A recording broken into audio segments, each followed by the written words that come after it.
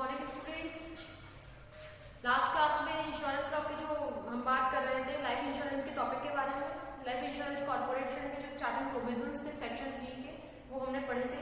अब हम लोग लाइफ इंश्योरेंस के टॉपिक को आगे बढ़ाते हुए आज बात करेंगे लाइफ इंश्योरेंस के कुछ इंपॉर्टेंट और टॉपिक्स की।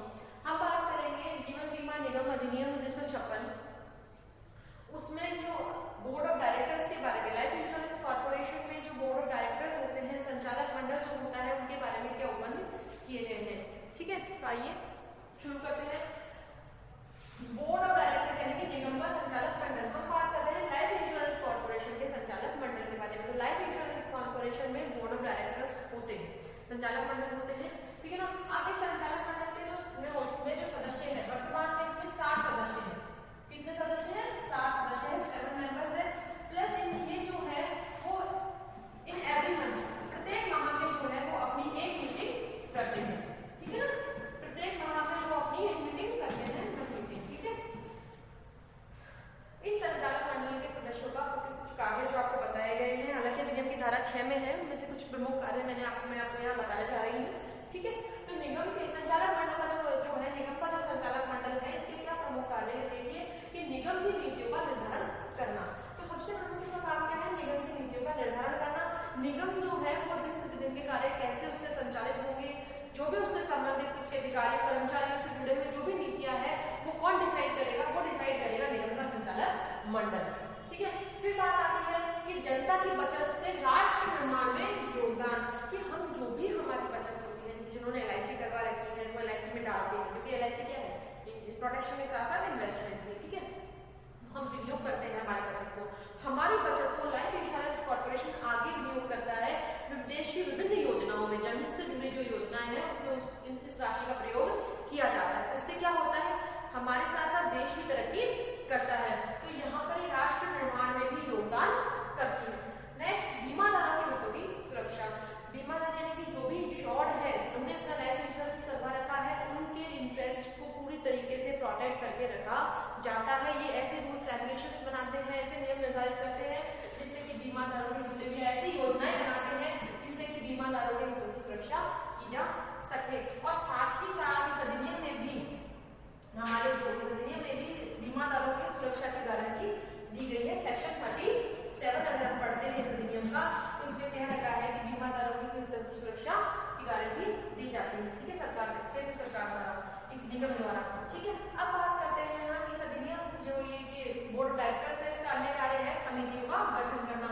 कि बोर्ड ऑफ डायरेक्टर जो है वो निगम की समितियों का, जो भी समितियां होती हैं उनका गठन किया जाएगा। जैसे एग्जीक्यूटिव कमेटी होती है, इन्वेस्टमेंट कमेटी होती है, भवन निर्माण समिति भी होती है ना, ये अगली क्लास में बात करेंगे। तो उन समितियों का गठन भी किया जाता है।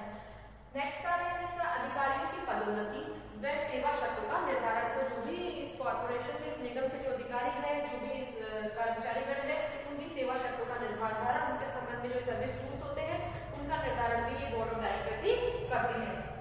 फिर विशेष मामलों में निर्णय लेने की शक्ति इनके पास होती है। विशेष मामलों में निर्णय लेने का कार्य करते हैं, यानी कि ऐसे मामले जिनमें कि किसी अधिकारी को कोई शक्ति नहीं है, वहां पर जितने भी विशेष मामले होंगे कॉर्पोरेशन के, उन संबंध में निर्णय कौन लेगा? उनमें निर्णय लेंगे बोर्ड ऑफ डायरेक्टर्स, ठीक है। नेक्स्ट, प्रमुख और मेन जो उसका कार्य है, जो जिस पर्पस के लिए स्थापित किए हैं, वो ये है कि बीमा व्यवसाय का संचालन। इसका एक प्रमुख और मेन इसका जो ऑब्जेक्ट है वो क्या है? बीमा व्यवसाय का संचालन करना। तो बीमा व्यवसाय का संचालन किया जाता है इसमें देश या विदेश में, ठीक है। अब बात करते हैं हम लोग चेयरपर्सन ऑफ कॉर्पोरेशन के बारे में, यानी कि इस निगम का जो आपका चेयरपर्सन होगा, अध्यक्ष होगा, उसके बारे में यहाँ लिखिए निगम का अध्यक्ष। जैसा कि मैंने आपको बताया लास्ट क्लास में कि निगम के 16 मेंबर्स तक अपॉइंट कर सकती है केंद्र सरकार, और उनमें से ही एक व्यक्ति कौन होगा? निगम का अध्यक्ष होगा। तो देखिए इस निगम के अध्यक्ष, ये जो निगम का अध्यक्ष होगा, ये क्या होगा? निगम का मुख्य कार्यकारी अधिकारी होगा, चीफ एग्जीक्यूटिव ऑफिसर होगा, मुख्य कार्यकारी अधिकारी होगा ये निगम का। दूसरा, ये सभी समितियों का अध्यक्ष भी होगा। जितनी भी कमिटीज निगम में बनाई जाती है, उन सभी कमिटीज का, चाहे वो कार्यकारी समिति हो, चाहे वो विनियोग समिति हो, चाहे वो भवन निर्माण समिति हो, कोई भी समिति हो, जितनी भी समितियां बनाई जाती हैं उन सभी समितियों का वो क्या माना जाएगा? अध्यक्ष माना जाएगा, अध्यक्ष होगा। नेक्स्ट, समितियों की शक्तियों का प्रयोग भी वो कर सकता है। देखिए ये जो चेयरपर्सन है निगम का जो चेयरपर्सन है, जो अध्यक्ष है, वो हर समिति का अध्यक्ष होगा और वो साथ ही वो समिति की शक्तियों का प्रयोग भी कर सकता है। लेकिन इम्पॉर्टेंट बात यहाँ पर ये है कि वो विनियोग समिति की शक्तियों का प्रयोग नहीं कर सकता। विनियोग समिति की सहमति होगी तभी वो विनियोग कोषों को, जो निगम के जो कोष है उनका विनियोग कर सकता है। ठीक है ना, ऐसा नहीं है कि मन मर्जी से वो विनियोग समिति की शक्तियों का प्रयोग कर लेगा या मन मर्जी से वो कोषों को इन्वेस्ट कर देगा। जो फंड्स होते हैं कॉर्पोरेशन के, अपनी मन मर्जी से अध्यक्ष उसका इन्वेस्टमेंट नहीं कर सकता। जितने भी फंड्स होंगे कॉर्पोरेशन के पास, उनका इन्वेस्टमेंट किया जाएगा after the consideration, after the comments, जो इनकी कंसेंट के बाद, after the consent of investment committee.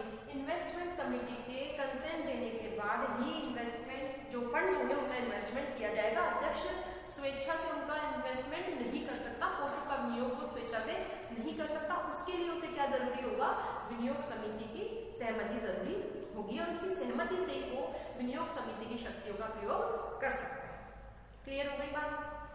फिर अगली बात हम करते हैं मैनेजिंग डायरेक्टर के बारे में, ठीक है ना, यानी कि कंपनी के, निगम के प्रबंध संचालक। तो देखिए जो निगम के सदस्य हैं उनसे कितने ही निगम के प्रबंध संचालक हो सकते हैं, लेकिन अभी वर्तमान में हम लोग बात करें तो निगम के 2 मैनेजिंग डायरेक्टर्स है, 2 प्रबंध संचालक है निगम के।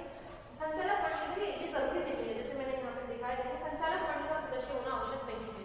कोई भी व्यक्ति जिसको प्रबंध संचालक बनाया जाए, जरूरी नहीं है कि वो बोर्ड ऑफ डायरेक्टर्स का मेंबर हो। क्लियर हो गई बात? ठीक है ना, तो जैसा व्यक्ति जो कि मैनेजिंग डायरेक्टर बनाया जा रहा है, संचालक मंडली का सदस्य होना उसके लिए जरूरी नहीं है। ठीक है, दूसरी बात, जो निगम का मैनेजिंग डायरेक्टर होगा वो निगम का पूर्णकालिक अधिकारी भी होगा। ठीक है, इसके बाद की तीसरी पावर उसके पास होती है कि जो मैनेजिंग डायरेक्टर होगा वो शक्तियों का प्रत्यायोजन भी कर सकता है। मैनेजिंग डायरेक्टर जो होगा वो अपने से जो नीचे वाले जो कर्मचारी और जो अधिकारीगण होंगे उनको अपनी पावर्स को डेलीगेट कर सकता है। लेकिन ध्यान देने की बात यह है कि यदि वो शक्तियों का प्रत्यायोजन कर रहा है तो ऐसा प्रत्यायोजन उसे या तो बोर्ड ऑफ डायरेक्टर्स की सहमति से करना होगा या अध्यक्ष की सहमति से करना होगा। एक बार वापस देख लीजिए, प्रबंध संचालक जो है वो शक्तियों का प्रत्यायोजन अपने अधीनस्थ अधिकारियों कर्मचारियों को कर सकता है, लेकिन ऐसा प्रत्यायोजन करने से पहले उसे बोर्ड ऑफ डायरेक्टर्स की कंसेंट लेनी होगी या फिर उसे चेयरपर्सन की यानी कि अध्यक्ष की कंसेंट लेनी होगी। इनकी कंसेंट के बाद ही वो कर सकता है। ठीक है, फिर बात आती है कि कार्यकारी समिति कि कार्य कौन से करता है, इसको क्या शक्तियां प्राप्त होती है। तो प्रबंध संचालक जो होता है इसको कार्यकारी समिति द्वारा जो प्राप्त जो शक्तियां होती है वो इसको शक्तियां होती है, सारी पावर जो होती है वो एग्जीक्यूटिव कमेटी द्वारा दी जाती है इसको। दूसरा, एग्जीक्यूटिव कमेटी द्वारा जितने भी एक्ट इसको दिए जाते हैं, जितने भी कार्य इसको सौंपे जाते हैं उन कार्यों को ये करता है। साथ में जो भी विभाग का कार्य ये करे तो अध्यक्ष को ये बताता है, अपनी रिपोर्ट प्रस्तुत करेगा, खुद उत्तरदायी होगा उन कार्यों के लिए। ठीक है ना, अपनी जो रिपोर्ट होगी उसको बताएगा, खुद उत्तरदायी होगा अपने को सौंपे हुए कामों के लिए। ठीक है, इसके साथ ही ये तो बात हुई हमने करी बोर्ड ऑफ डायरेक्टर्स के बारे में, चेयरपर्सन के बारे में और मैनेजिंग डायरेक्टर के बारे में कि कौन कौन होंगे लाइफ इंश्योरेंस कॉर्पोरेशन में। फिर हम लोग एक इंपॉर्टेंट बात यहाँ पर और करते चले, इस अधिनियम के सेक्शन 21 यानी कि धारा 21 के बारे में, जो कि सेंट्रल गवर्नमेंट के बारे में बात करती है। सेंट्रल गवर्नमेंट को एक राइट की बात करती है, सेंट्रल गवर्नमेंट को जो पावर प्राप्त है उसके बारे में बात करती है। ठीक है ना, पावर ऑफ सेंट्रल गवर्नमेंट की शक्ति। सेंट्रल गवर्नमेंट जो है वो जनहित से जुड़े कोई भी मैटर हो या जनहित के लिए निगम को निर्देश दे सकती है। ठीक है ना, किसी भी प्रकार का जनहित से जुड़े हुए मामलों में या जनहित के लिए निगम को किसी भी प्रकार का निर्देश दे सकती है और निगम को फिर इस निर्देशानुसार कार्य करना होता है। ठीक है, तो ये सेक्शन 21 आपका छोटा सा है जो आपके सेंट्रल गवर्नमेंट को पावर देता है कि वो निगम को निर्देशित कर सकते हैं। ठीक है, आज की क्लास में हम इतना ही हमने बात कर ली कि कौन संचालक मंडल होगा, प्रबंध संचालक और अध्यक्ष वगैरह के बारे में। अगली क्लास में मिलते हैं, तब तक thank you all of you.